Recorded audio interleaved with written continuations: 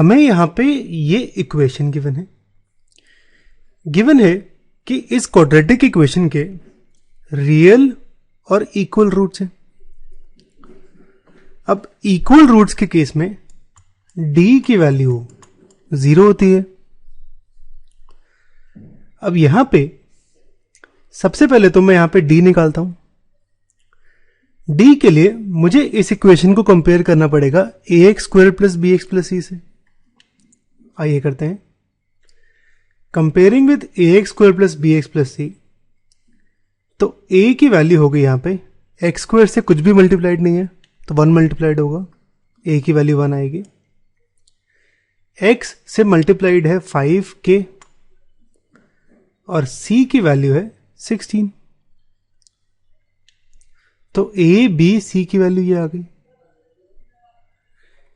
d की value होगी 0 और d की वैसे वैल्यू होती है b square minus 4ac। b की वैल्यू, a की वैल्यू, c की वैल्यू पुट करता हूं, ये कुछ ऐसा आएगा। अब 5k का होल स्क्वायर होगा 5 का स्क्वायर यानी 25, k का स्क्वायर यानी k स्क्वायर, तो 25k स्क्वायर। 4 इंटू 16 होगा 64, तो ये आ गया 25k स्क्वायर माइनस 64 यानी 25k स्क्वायर इक्वल टू 64। अब यहां पे ये 1 मार्क का क्वेश्चन है। इसकी स्टेप मार्किंग होगी यहां पे, जहां पे d की वैल्यू 0 यानी इसकी वैल्यू 0 पुट कर रहा हूं। इसके आधे मार्क्स मिलेंगे और आधे मार्क्स मिलेंगे आंसर के। चलो आगे बढ़ते हैं। 25k स्क्वायर आया था 64, तो k स्क्वायर होगा 64 बाय 25।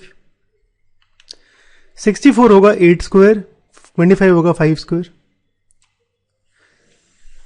अब स्क्वायर कैंसिल करो अगर तो मेरा प्लस माइनस आता है, इस चीज का ध्यान रखना। सीधा 8/5 नहीं कटेगा, प्लस माइनस का सिंबल आएगा। तो k की वैल्यू आ जाएगी प्लस माइनस 8/5। अगर प्लस लिखोगे या सिर्फ माइनस लिखोगे तो आधा मार्क्स नहीं मिलेगा आपको। तो आंसर होगा प्लस माइनस 8/5।